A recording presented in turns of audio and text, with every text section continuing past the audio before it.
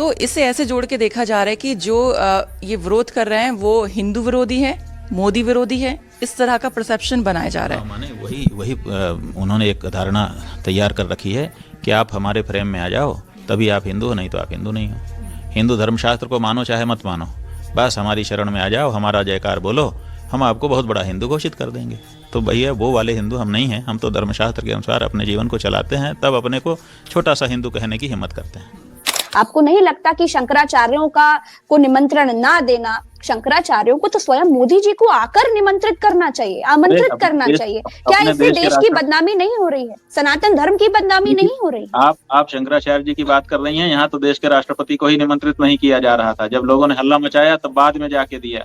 जब देश का प्रथम नागरिक राष्ट्रपति है तो पहला निमंत्रण उसको क्यों नहीं मिला? दूसरी मूर्ति राजा साहब के घर से ला करके 4 भाइयों की वहां स्थापित करके पूजा अर्चना करने का अवसर देते हैं, उनको श्रेय नहीं जाएगा? नरेंद्र मोदी को देंगे उसी तरह से। अब हम तो सीक्वेंस में आ रहे हैं, लेकिन आपको तो धैर्य नहीं है, आपको तो नरेंद्र मोदी का केवल सुनना है, बाकी तो कुछ दिखाई ही नहीं देता। प्रश्न कर रहा हूं जो मौजूदा आज की मीडिया का यही नियम है कि उनको नरेंद्र मोदी की सिवाय कोई बात करो उनको सुनना ही नहीं है।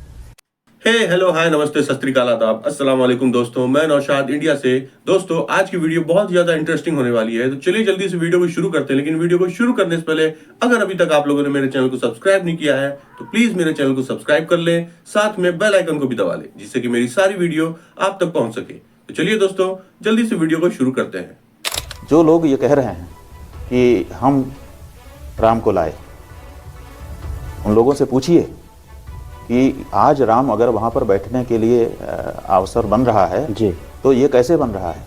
ये सड़क पर चिल्लाने से बन रहा है कि न्यायालय के फैसले से बन रहा है?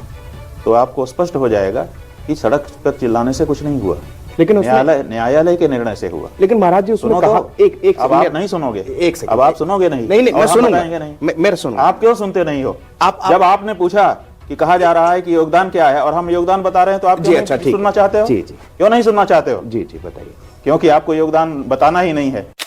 हमने उनका कभी विरोध नहीं किया। जब उन्होंने काशी में मंदिर तोड़े और मंदिर के अंदर स्थापित मूर्तियों को बेदर्दी से तोड़ दिया गया और उनको मलबे में फेंका जाने लगा, तो हमको अच्छा नहीं लगा। और अच्छा नहीं लगा तो हम राजनीतिक तो हैं नहीं, हम उनके अंधभक्त भी नहीं हैं, हम तो धार्मिक गुरु हैं। पहले शंकराचार्य जी के प्रतिनिधि के रूप में हम खड़े रहते थे, अब शंकराचार्य के रूप में खड़े हैं। तो हमने उसका विरोध किया। काशी में इतने मंदिर 500-500 साल, 600-600, 800-800 साल पुराने तोड़ दिए गए, उनकी मूर्तियां तोड़ करके फेंक दी गई, लेकिन कोई अखबार छापने को तैयार नहीं था। बनारस का कोई अखबार एक लाइन नहीं छाप रहा था, कोई टेलीविज़न बोलने को तैयार नहीं था। और हमारे मन में पीड़ा थी कि मंदिर तोड़ दिए गए, लोगों को पता ही नहीं चल रहा है। ये कहाँ मंदिर बनवा रहे थे आप बताइए?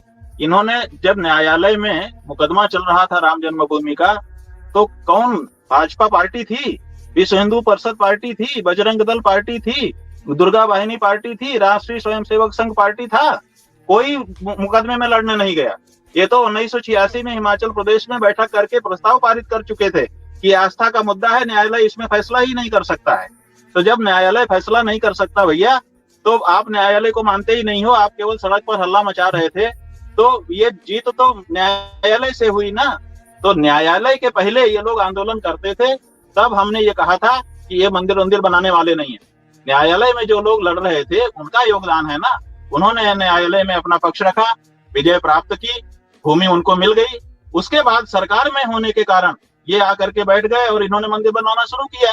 तो सरकार में होने के कारण सरकार प्रधानमंत्री होने का फायदा उठाया और फिर जो अवसर आया था उसको इन्होंने आपदा में अवसर ले लेते हैं, तो इन्होंने अवसर ले लिया अपने हाथ में, उसके बाद बनाना शुरू किया। वो बताते हैं चंपत राय गिरफ्तार हुए हैं, बताओ मारा गया, हमको ये बताओ कौन गिरफ्तार हुआ है राम जन्मभूमि के लिए? ये तो शंकराचार्य ने जेल भोगी है। उस शंकराचार्य को आप लोग कहते हो कि क्या योगदान है? शंकराचार्य का योगदान है कि आज अयोध्या में राम जी का मंदिर बन रहा है। आज अयोध्या में अपनी उस भूमि पर जिसमें रामलला विराजमान थे, वहां पर भगवान श्री राम प्रतिष्ठित होने का अवसर बन रहा है। यह शंकराचार्य का योगदान है। वो अखबार में नहीं गए, मीडिया में नहीं गए, अपना नाम छपवाया नहीं, इसलिए आप उनकी योगदान को नकार दोगे? ये मत करो। आपको क्या लगता है कि 22 जनवरी को चुनाव से 2 महीने 2.5 महीने पहले ये जो हो रहा है या 3 महीने पहले क्यों हो रहा है? सिर्फ चुनाव मकसद है?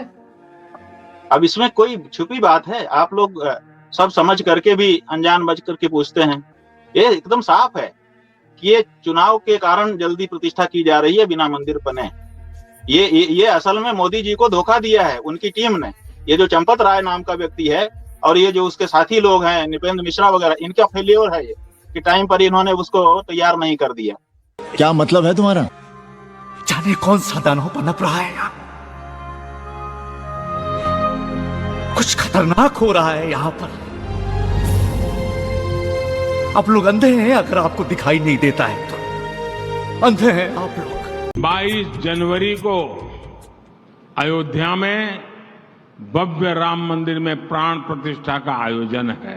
मैं भी प्राण प्रतिष्ठा से पहले जो अनुष्ठान होते हैं उनके यम नियमों का पालन कर रहा हूं। तो ये उचित नहीं है धर्मशास्त्र की दृष्टि से, राजनीति की दृष्टि से और किसी समाज की दृष्टि से भले इसको सही कहा जा सके, लेकिन धर्म की दृष्टि से जब हम देखते हैं, शास्त्र की दृष्टि से देखते हैं तो ये उचित नहीं है। इसीलिए हमारा अनुरोध था कि मंदिर को पूरा बन जाने दिया जाए, तब धूमधाम से प्रतिष्ठा की जाए। गलत समय पर राम मंदिर के उद्घाटन से, गलत व्यक्ति के हाथों द्वारा राम मंदिर के उद्घाटन से क्या नुकसान हो सकता है महाराज? अनिष्ट। क्या अनिष्ट हो सकता है? दुर्भिक्ष, मरण, भय। दोस्तों अगर वीडियो अच्छी लगी हो तो प्लीज वीडियो को लाइक और चैनल को सब्सक्राइब करना मत भूलिएगा। अब आपसे मुलाकात होगी मेरी अगली वीडियो में, तब तक के लिए आप अपना ख्याल रखिए।